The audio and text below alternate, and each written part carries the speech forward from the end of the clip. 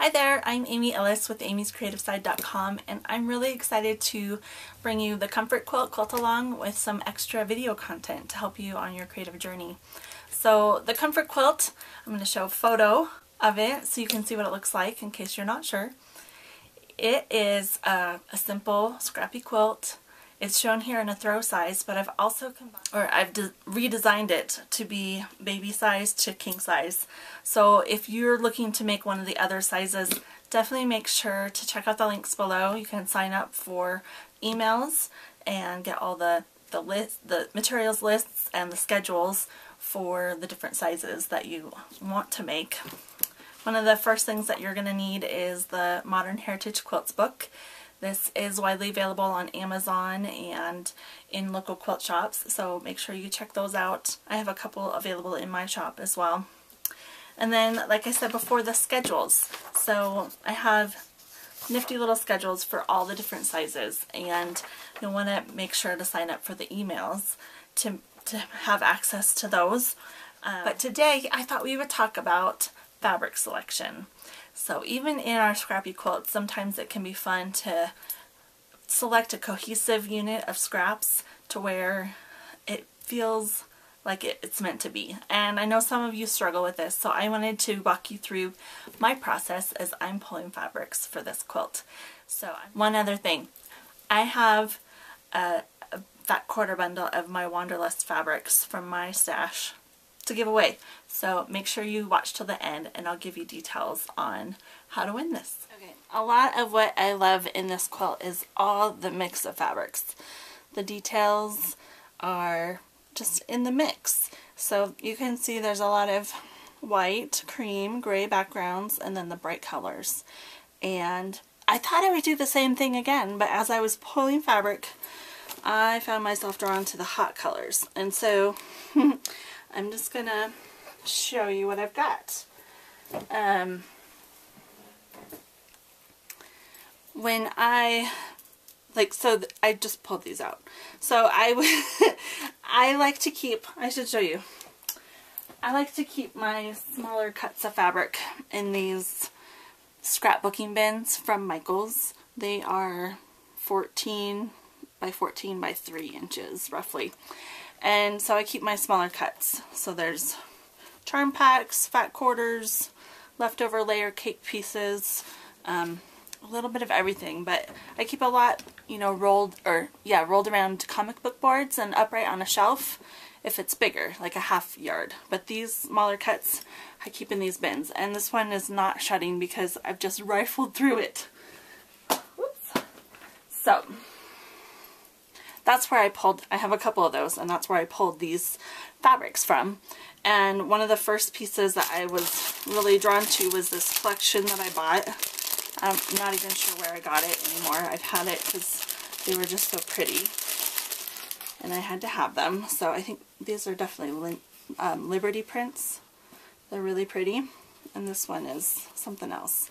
So I'm gonna just pull these out and start looking. So I also pulled, I have a whole bin that's just neutrals and low volumes, so I pulled those out as well. And what I'm looking for is just a little bit of continuity, but not necessarily a ton. And you can use charm packs for these. So these little blocks, they don't take a lot of fabric. So if you are struggling, searching for something to add, I would suggest going to your quilt shop and picking up a couple of charm packs that you just love enough of the colors in to work with. So it doesn't have to be a ton of fabric. And typically these charm packs, I think it's about 5/8 of a yard when you when you have all the different pieces together. I guess it also depends on how many charms are in there, but the Moda ones always have 42, and that equals quite a bit of fabric. So the other thing I was really drawn to was the black and white prints, and so I pulled some of those out because they're fun, and pretty sure some of these were in my first quilt too. So if I like a fabric enough, I'll just keep adding to it. So or you know, just keep it for as long as possible until I've used it all. And then, so I have orange and red and yellow. I thought I was just going to fill up one little bin, but I have quite a bit here. So my goal is going to be finding somewhat a cohesive feel. And right now, looking at this red is too red for a bunch of the other tones, and this pink is too light. So I'm just going to pull those ones out immediately and set them aside so that I don't get them mixed in. And keep looking. So there's not a right or a wrong. And if you love, you know, the totally scrappy look, obviously that's what you can do too. So here I have some red, some kind of golden yellow, and it's really just a matter of what you like. So yellows, when I look at these, I'm not loving as much the greeny yellow as I am the yellow, if that makes sense. So I'm going to pull these ones aside and just keep these yellows in. That one looks pretty green too. So here we have some more pink. It's funny because I was never a pink girl until I started having kids and had 3 girls. So these oranges are a lot of fun. I think the hot colors are really working for me right now. I think it'll be fun just to kind of mix and match. I pulled you know, a bunch of whites and creams.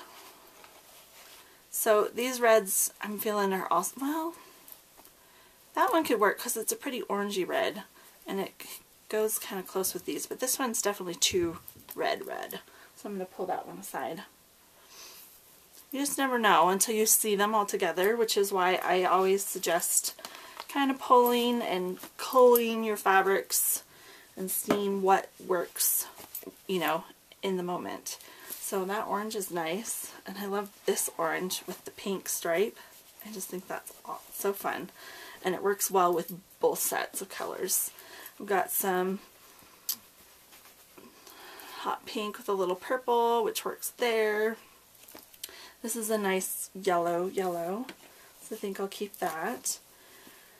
So what I'm looking for is just kind of a cohesive feel. Is it kind of all the same hues or not hues, tones? So, you know, the more I look at this red, I'm kind of not feeling it. It just feels a little too bright. And these are all feeling a little muddy, I guess is why I'm drawn to them. So, and I might pull out this pink because that green or yellow green is pretty green. So I'm going to pull that one out too. So, but from here I have a really good selection of hot colors and then a few black and whites. So I think just adding in that little bit of black and white will ground the quilt and give it a little more depth along with all the bright color. I would definitely look for smaller scale prints for this quilt. This one is big enough. I hope you can see it. So this one's pretty big. But because it has both the orange and the pink just throughout it, I think it'll work because no matter where I cut, it's going to be a color that's already in the mix of my fabrics. When I look at this one, it has a lot of white, and it may not work very well with all the low volumes. So I'm going to pull it because I think it's going to be a little too big. So, and then I'm going to go through here in my low volume, or my different charm packs, and pull. That's why I like charm packs for scrappy things, because I don't have to put a big investment in, but I can get out, you know, the scrappy feel that I'm looking for. Okay, so it's really just a matter of kind of looking at the overall feel of the quilt and the fabrics that you have pulled. I need some of these oranges. So I hope that helps you in deciding what fabrics to use in your quilt top. I'm also going to show you real fast my low volumes. So before we move away from the pretty prints, I wanted to show you a few of my favorite tools for cutting these small blocks. These are a couple of the rulers that I use on a regular basis. When I'm cutting small pieces, like for these blocks, I really like the smaller rulers because they have the smaller markings on them, and they also are easier to handle. I like to keep one finger off of the ruler on the outside so that I'm not cutting it, but just to keep it secure on the mat. And when I'm cutting these little blocks, because we're cutting the number that we're making, I like to put the pieces together with a quick pin, and then I picked up these baskets, and I'm planning to collect all my pieces in here. So, and these are my favorite pins. This is a tiny little set from Clover that they don't distort the fabric when you put your pen through it, and it's tiny and they glide, so that's a good thing. To go with the rulers, my Olfa splash cutter. I love how fast it is to change the blade. If you're changing the blade, you just pull this back and it drops off, and then you switch out your blade and put this back on and lock it, and you're ready to go. So if you have your blade handy, you can switch your blade in about 10 seconds and keep cutting. And I'll put a couple of links below to make sure that you know where to find them. So let's talk low volume fabrics. These are some of the ones that I pulled as I was pulling the Happy Pretty fabrics.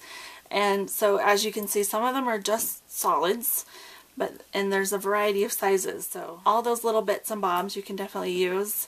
And I love mixing the cream and the white backgrounds. So I'm going to do that as long as it's not too dark. I think it adds a good depth to the quilt. If you don't like it, you don't have to do it. That's just something I like. So this has a little metallic stars left over from something else. I'm not even sure what now. But clearly they were cut with something in mind. So this has a little metallic dot in the silver instead of gold. This little white print or white with the black is fun detail. So really anything goes, whatever you have on hand. And if you are going to buy yardage, you can buy in half yard groups to where you get a good variety, or you could just buy all the same. This one I'm uncertain on. So mostly because it's got a lot of color to it. But really, all the hot colors that I'm using, it can stand up against. So I probably will use it. This is where I'm going to cut most of my larger pieces. I have, I think this is about 2 yards of this. So for the negative space, it'll probably be mostly this. These are really creamy yellow, grays, you know, creamies. And then these are fun because they're neutral backgrounds, but they're bright pink on top. And with all the hot colors I have going on, I think those will be a lot of fun. And I think this is even a half yard, so probably will get maybe one of my negative space strips out of that as well. And then these mirror ball dots are a lot of fun from Michael Miller, and so I might use those as well. So this week we're just going to be cutting all of our centers of our blocks because it's going to be quite a bit of work. And then I want you to test your seam allowance and make sure that you're getting a good 1/4 inch seam allowance on there. I'll give you a few tips below on where you can get an instruction for testing that seam allowance. So anyone that posts on Instagram in the next week with the hashtag ComfortQuiltQAL will be entered to win this bundle. So I want to see your fabric selections, your piles of fabric that you're using in your quilt. Be sure to join me there and check out the links below. Thanks so much for watching.